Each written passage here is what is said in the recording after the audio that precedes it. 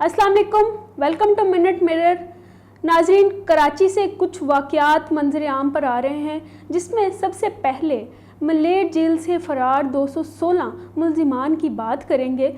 पीर और मंगल की शब जहां कराची में ज़लज़ले के झटके महसूस किए गए, वहां जेल में अफरा तफरी फैली और 216 अफराद मलेर जेल का दरवाज़ा तोड़कर जेल से बाहर फ़रार हो गए, और जिसमें से 78 अफराद को वापस जेल में ले आया गया है, और बाकी अफराद उनके जो एड्रेस हैं उन पर छापे मारे जा रहे हैं, उनको भी वापस पकड़ के लाया जा रहा है।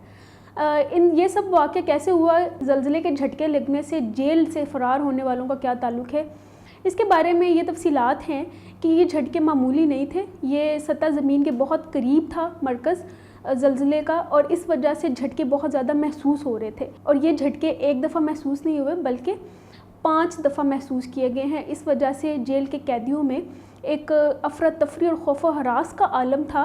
वो लोग पहले जेल के मरकज़ी गेट के करीब इकट्ठे हो गए, और क्योंकि उस वक़्त जो तैनात एहलकारों की तादाद थी वो 28 थी, और जो कैदी थे उनकी तादाद तकरीबन 1 से 1,500 थी।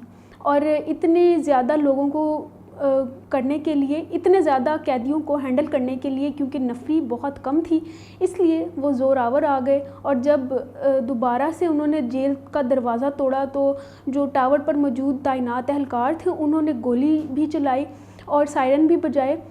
इन सब वाक़े में एक और चीज़ जो बड़ी एक मुस्बत नज़र आई है वो ये है कि मलेर जेल में एक कैदी जो कि शायद मुजरिम नहीं था, मुल्ज़िम था, उस पर इल्ज़ाम था, लेकिन वो जब जेल के ये सब अफरा तफरी हुई उसमें फ़रार हुआ, और 2 घंटे पैदल चलने के बाद अपने घर जब पहुंचा तो उसकी माँ उसको वापस लेके आई जेल में और उसको जमा कराया।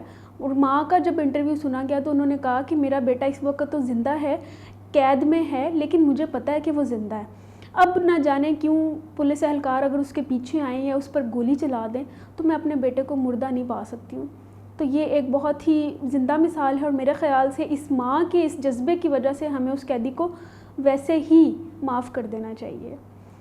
तो बाकी जो बचे हुए लोग हैं, कैदी हैं, मुख्तलिफ़ किस्म की कॉन्स्पिरेसी थीरी सामने आ रही हैं कि लोगों के मरने की इतलात भी हैं, गोलियों के निशान हैं, शीशे टूटे हुए हैं, लेकिन वो सब चीज़ों को आईजी सिंध ने उनकी तरदीद की है और कहा है कि ये सिर्फ़ एक कुदरती आफत की वजह से, अफरा तफरी होने की वजह से एक वाक़या हुआ है, और इसमें कोई भी किसी किस्म की कॉन्स्पिरेसी थीरी शामिल ना की जाए। नाज़रीन, ये थी आज की वीडियो। आपसे मिलते हैं अगली वीडियो में। खुदा हाफ़िज़।